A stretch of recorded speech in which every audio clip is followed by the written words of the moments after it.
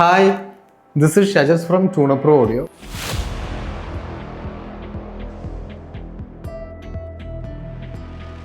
നമ്മൾ ഇന്നൊരു ഗെയിൻ മാച്ചിങ്ങിനെ കുറിച്ചാണ് പറയുന്നത്. ഒരു കാർ ഓഡിയോ ഡിസ്റ്റോർഷനെ കുറിച്ചാണ് പറയുന്നത്. നിങ്ങളുടെ വില കൂടിയ സ്പീക്കേഴ്സ് എല്ലാം സേഫ് ആണോ? എന്താണ് ഗെയിൻ മാച്ചിങ്? ഗെയിൻ മാച്ചിങ് ചെയ്താലുള്ള ഗുണങ്ങൾ എന്താണ്? ഗെയിൻ മാച്ചിങ് ചെയ്തില്ലെങ്കിലുള്ള ദോഷങ്ങൾ എന്താണ്? എന്തെല്ലാം രീതിയിലാണ് ഗെയിൻ മാച്ചിങ് കാർ സ്പീക്കേഴ്സിനെയും ആംപ്ലിഫയറിനെയും ബാധിക്കുന്നത്? ഒരു കാർ ഓഡിയോ ബിൽഡ് ചെയ്യുമ്പോൾ അതിനകത്ത് ആദ്യം ഉറപ്പ് വരുത്തേണ്ട വശം അതിനകത്ത് ഡിസ്ട്രോഷൻ ഒന്നും ഇല്ല എന്നുള്ളതാണ്.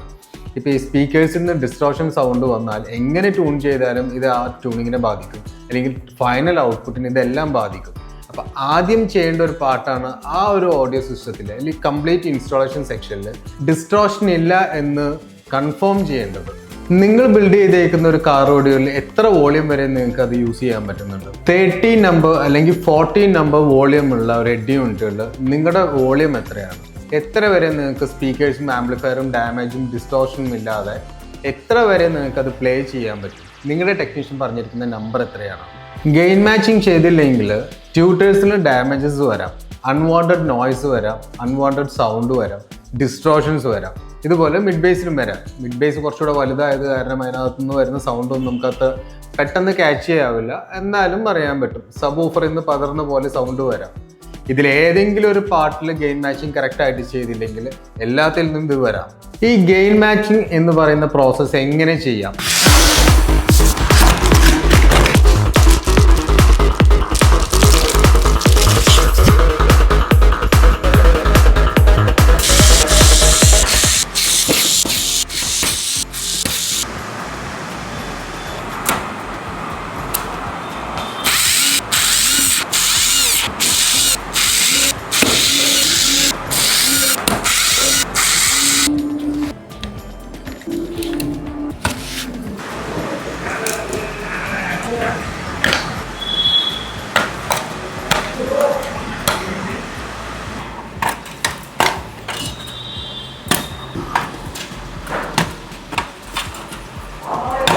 ഇപ്പം നമ്മുടെ ഈ ഹെഡ് യൂണിറ്റും ആംപ്ലിഫയറും കണക്റ്റഡ് ആണ്. രണ്ടും പവർ സപ്ലൈ കൊടുത്തിട്ടുണ്ട്, സ്പീക്കർ കണക്റ്റഡ് ആണ്. ഹെഡ് യൂണിറ്റിൻ്റെ ഔട്ട്പുട്ട് എടുത്ത് ആംപ്ലിഫയറിൽ കൊടുത്തിട്ടുണ്ട്. ഫസ്റ്റ് ഓഫ് ഓൾ ഇതിനകത്ത് ആദ്യം ചെയ്യേണ്ടത് ഇതിനകത്ത് ഈക്വലൈസർ എല്ലാം ഫ്ലാറ്റ് ആക്കുക. ഇപ്പോൾ ഗ്രാഫിക് ഈക്വലൈസർ ഫ്ലാറ്റാണ്. Fader 0, mute level, source level എന്താണോ എല്ലാം 0-ലോട്ടാണ് കൊണ്ടുവരുന്നത്. ഇപ്പോൾ ഇവിടെ 0, crossover rear, front, subwoofer, LPF off, subwoofer settings, listening position, time alignment off ആണത്. ഈ ഓഡിയോപരമായിട്ടുള്ള എല്ലാ സെറ്റിങ്സും ഇതിനകത്ത് ബേസ് ബൂസ്റ്റ് അങ്ങനെയുള്ള എന്തെങ്കിലും ഉണ്ടെങ്കിൽ ഇതിനകത്ത് ഫ്ലാറ്റ് ആക്കി എടുക്കുക. അതുപോലെ ലൗഡ്നെസ്, സൗണ്ട് റിട്രിയോ ഇതെല്ലാം ഫ്ലാറ്റ് ആക്കി കഴിഞ്ഞ് കഴിഞ്ഞാൽ ഇതിനകത്ത് പ്യുവർ ആയിട്ടുള്ള ഒരു ഔട്ട്പുട്ടാണ് വരുന്നത്. അതിൻ്റെ ഡിസ്ട്രോഷൻ അങ്ങനെ ഇട്ട് വേണം നമുക്ക് ഇതിൻ്റെ ഡിസ്ട്രോഷൻ ചെക്ക് ചെയ്യാൻ വേണ്ടി. ഈ ഹെഡ് യൂണിറ്റിൻ്റെ ഡിസ്ട്രോഷനാണ് നമ്മൾ ആദ്യം ചെക്ക് ചെയ്യാൻ പോകുന്നത്.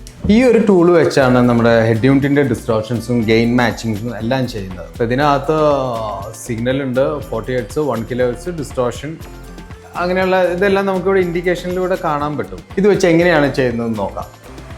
ഈ കേബിൾ എന്ന് പറയുന്നത് ആംപ്ലിഫയറിലോട്ട് പോകുന്ന കേബിൾ. ആംപ്ലിഫയറിൻ്റെ പ്രീനാണ്. ഹെഡ് യൂണിറ്റിൻ്റെ ഫ്രണ്ട് റൈറ്റ് ഓർ ലെഫ്റ്റ് ഏതെങ്കിലും ഒരു ചാനലിൻ്റെ ഔട്ട്പുട്ടാണിത്. അത് നമ്മൾ നേരിട്ട് ഇവിടെ SMD-ലോട്ട് കൊടുക്കുന്നു. ഈക്വലൈസർ എല്ലാം ഫ്ലാറ്റ് ആക്കി വെച്ചത് അങ്ങനെ ഇരിക്കുന്നുണ്ട്. അതുപോലെ SMD-യുടെ ഒരു ഫ്രീക്വൻസി ഫയലുണ്ട്. അത് പെൻഡ്രൈവിനകത്ത് അല്ലെങ്കിൽ CD-ക്കകത്ത് ഹെഡ് യൂണിറ്റിൽ പ്ലേ ചെയ്യുക. ഇപ്പോൾ ഹെഡ് യൂണിറ്റിൻ്റെ ഡിസ്ട്രോഷനാണ് നമ്മൾ ചെക്ക് ചെയ്യുന്നത്. അപ്പോൾ അതിനൊരു ട്രാക്ക് ഉണ്ട്. ആ ട്രാക്ക് പ്ലേ ചെയ്ത് ജസ്റ്റ് ഇവിടെ ഓൺ ആക്കുന്നു. പവർ ഓൺ ആയിട്ടുണ്ട്. ഇപ്പോൾ അതൊക്കെ വോളിയം നമ്മൾ ഇൻക്രീസ് ചെയ്യുന്നു. 3, 4 അങ്ങനെ വോളിയം കയറി വരുന്നുണ്ട്. നിങ്ങൾക്ക് ഇവിടെ കാണാൻ പറ്റും.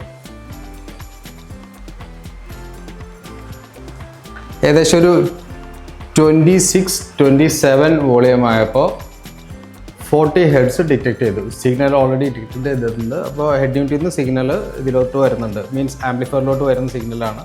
നമ്മൾ ആംപ്ലിഫയറിലോട്ട് കൊടുക്കേണ്ട RC എടുത്ത് നേരെ ഇതിനകത്തോട്ട് ഈ മെഷീനകത്തോട്ടാണ് ഈ ടൂളിലാണ് കൊടുത്തിട്ടുള്ളത്. ഇപ്പോൾ 40 ഹെർട്സ് ഡിറ്റക്ട് ചെയ്തു. സോ നമുക്കിവിടെ കിട്ടിയിരിക്കുന്ന ഹെഡ് യൂണിറ്റിൽ കിട്ടിയിരിക്കുന്ന നമ്പർ 30. ഇപ്പോൾ 30ൽ നമുക്ക് വേറെ ഡിസ്റ്റോർഷൻസോ കാര്യങ്ങളോ ഒന്നുമില്ല. വോളിയം നമ്മൾ വീണ്ടും മുകളിലോട്ട് കൊണ്ടുവരുന്നു. 31, 32. ഡിസ്റ്റോർഷൻ വന്നു 39ൽ ഡിസ്റ്റോർഷൻ. ഇതിൻ്റെ ടോട്ടൽ നമ്പർ, ഹെഡ് യൂണിറ്റിൻ്റെ ടോട്ടൽ നമ്പർ 40 ആണ്. നമുക്കിവിടെ 39ൽ ഡിസ്റ്റോർഷൻ ഉണ്ട്, 40ലുണ്ട്, 38ൽ ഇവിടെ ഡിസ്റ്റോർഷൻ ഇല്ല. അപ്പോൾ 39ൽ ഡിസ്റ്റോർഷൻ ഉണ്ട്, 38ലില്ല. അപ്പോൾ 38 ആണ് ഈ ഹെഡ് യൂണിറ്റിൻ്റെ മാക്സിമം വോളിയം നമുക്ക് എടുക്കാൻ പറ്റുന്നത്. ഡിസ്റ്റോർഷൻ ഒന്നുമില്ലാതെ പ്യുവറായിട്ടുള്ളൊരു ക്വാളിറ്റി ഔട്ട്പുട്ട് എടുക്കാൻ പറ്റുന്നത് ഈ 38ലാണ്. 39ൽ ഇട്ടുകൊണ്ട് ഒരിക്കലും പോകരുത്. 39ൽ വരുമ്പോൾ ഡിസ്റ്റോർഷൻ ഇവിടെ റെഡ് കത്തുന്നുണ്ട്. 38. അപ്പോൾ 38 ആണ് ഇതിൻ്റെ മാക്സിമം വോളിയം. 0 ഈക്വലൈസേഴ്സ് എല്ലാം 0 ആക്കി 38 ആണ് ഇതിൻ്റെ മാക്സിമം വോളിയം വരുന്നത്.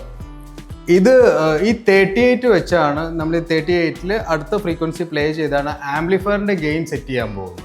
ഇപ്പോൾ കിട്ടിയേക്കുന്ന 38 വോളിയം അടുത്ത ഹെഡ് യൂണിറ്റ്, ഇപ്പോൾ പൈനിയറിൻ്റെ സെയിം മോഡൽ തന്നെയാണെന്നുണ്ടെങ്കിൽ അടുത്ത ഹെഡ് യൂണിറ്റ് നമ്മൾ ഇതുപോലെ എടുത്ത് വെച്ചാൽ ചിലപ്പോൾ 38ൽ കിട്ടില്ല, ചിലപ്പോൾ 39, ചിലപ്പോൾ ഫുൾ വോളിയത്തിലും ഡിസ്റ്റോർഷൻസ് ഒന്നും ഉണ്ടാവില്ല. അത് ഡിപ്പെൻഡ്സ്. അതായത് ഹെഡ് യൂണിറ്റ് മാറുന്നതിനനുസരിച്ച് ഈ ഫ്രീക്വൻസിയുടെ ഡിസ്റ്റോർഷൻസും അങ്ങോട്ടും ഇങ്ങോട്ടും എല്ലാം ചേഞ്ച് ചെയ്യുന്നു. 36ൽ നമുക്ക് ചില ഹെഡ് യൂണിറ്റിൽ കിട്ടിയിട്ടുണ്ട്, 35ൽ കിട്ടിയിട്ടുണ്ട്, 40ൽ കിട്ടിയിട്ടുണ്ട്. 40ൽ ഡിസ്റ്റോർഷൻ ഒന്നും ഇല്ലാതെയും കിട്ടിയിട്ടുണ്ട്. അതായത് ഫുൾ വോളിയത്തിലും ഹെഡ് യൂണിറ്റിലും ഡിസ്റ്റോർഷൻ ഒന്നും ഇല്ലാത്ത രീതിയിലും നമുക്കിത് കിട്ടിയിട്ടുണ്ട്.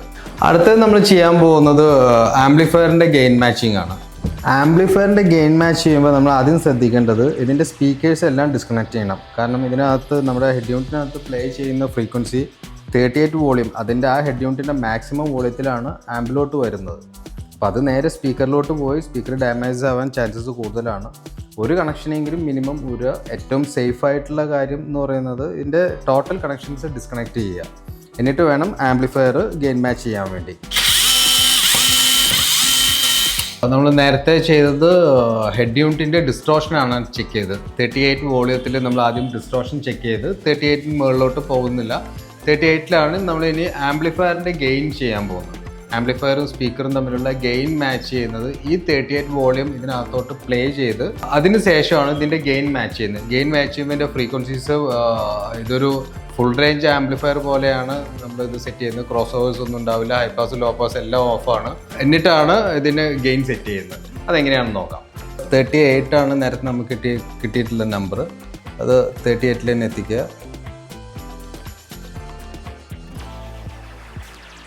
ദെൻ ഈ ട്രാക്ക് ചേഞ്ച് ചെയ്യണം. ആംപ്ലിഫയറിൻ്റെ ഗെയിൻ മാച്ചിങ്ങിന് ട്രാക്കിൽ ഫ്രീക്വൻസീസ് വ്യത്യാസമുണ്ട്. തിരിച്ച് വീണ്ടും SMD കണക്ട് ചെയ്തിട്ടുണ്ട്. നേരത്തെ നമ്മൾ ഹെഡ് യൂണിറ്റിൻ്റെ ഡിസ്റ്റോർഷനാണ് ചെക്ക് ചെയ്തത്. ഇപ്പോൾ ചെയ്യാൻ പോകുന്നത് ആംപ്ലിഫയറിൻ്റെ ഗെയിനാണ് സെറ്റ് ചെയ്യാൻ പോകുന്നത്. അപ്പോൾ ഇതിൻ്റെ നേരത്തെ RC ഇൻപുട്ട് നേരിട്ട് ഹെഡ് യൂണിറ്റിൽ നിന്ന് വരുന്ന ഇൻപുട്ട് ഈ ടൂളിലാണ് കൊടുത്തത്. ഇതിന് പകരം നമ്മളിപ്പോൾ കണക്ട് ചെയ്തിട്ടുള്ള ആംപ്ലിഫയറിൻ്റെ സ്പീക്കർ ഔട്ടിലാണ് ഈ ടൂൾ ഇപ്പോൾ കണക്ട് ചെയ്തിട്ടുള്ളത്. ജസ്റ്റ് ആംപ്ലിഫയറിൻ്റെ ഗെയിൻ ഇപ്പോൾ 0ലാണ് കിടക്കുന്നത്. ജസ്റ്റ് ഒന്ന് അപ്പ് ചെയ്ത് കൊടുക്കുക.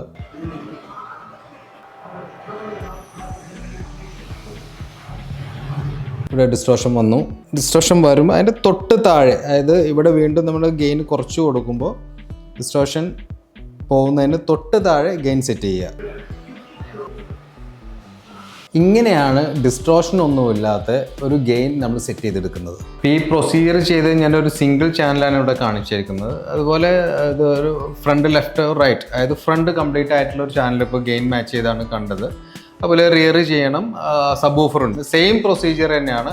ഇവിടെ ഹെഡ് യൂണിറ്റിൽ പ്ലേ ചെയ്യുന്ന ഫ്രീക്വൻസീസ് വ്യത്യാസമുണ്ടെന്ന് മാത്രമേ അതിനകത്തുള്ളൂ. പ്രൊസീജിയർ സെയിം ആണ്. ഈ പ്രൊസീജിയർ കറക്റ്റായി ചെയ്താൽ നമുക്ക് കിട്ടുന്ന ബെനിഫിറ്റ് എന്താണെന്ന് വെച്ചാൽ കുറഞ്ഞ വോളിയത്തിലും ഡീറ്റെയിൽ ആയിട്ട് കേൾക്കാൻ പറ്റും. ഹൈ വോളിയത്തിലും ഒരേപോലെ, അതായത് കുറഞ്ഞ വോളിയത്തിലും ഹൈ വോളിയത്തിലും ഒരേപോലെ ഡീറ്റെയിൽഡ് ആയി ഡിസ്റ്റോർഷൻ ഒന്നുമില്ലാതെ ഡിസ്റ്റർബ് ചെയ്യാതെ, ഇത് നമുക്ക് കേൾക്കുന്ന പാട്ട് കേൾക്കുമ്പോൾ എത്ര വോളിയം ഇട്ട് കഴിഞ്ഞാലും ഡിസ്റ്റർബ് ചെയ്യാതെ നമുക്കിത് കേൾക്കാൻ പറ്റും. ചില സ്റ്റോക്ക് ഹെഡ് യൂണിറ്റുകളിൽ നമുക്ക് ഗെയിൻ മാച്ചിങ് പ്രോസസ്സ് കറക്റ്റ് ആവില്ല. കാരണം ഇന്ന് തുടക്കത്തിൽ തന്നെ ചിലപ്പോൾ ഡിസ്റ്റോർഷൻ ഉണ്ടാവും. അങ്ങനെയുള്ള കേസുകളിൽ നമുക്കൊരു ആവറേജ് വെച്ച് ട്യൂൺ ചെയ്യാനോ അല്ലെങ്കിൽ ഗെയിൻ സെറ്റ് ചെയ്യാനേ പറ്റുള്ളൂ. നിങ്ങളുടെ ഓഡിയോ ബിൽഡിൽ ഗെയിൻ മാച്ചിങ് ചെയ്തിട്ടുണ്ടോ എന്നുള്ളത് കൺഫേം ആക്കുക.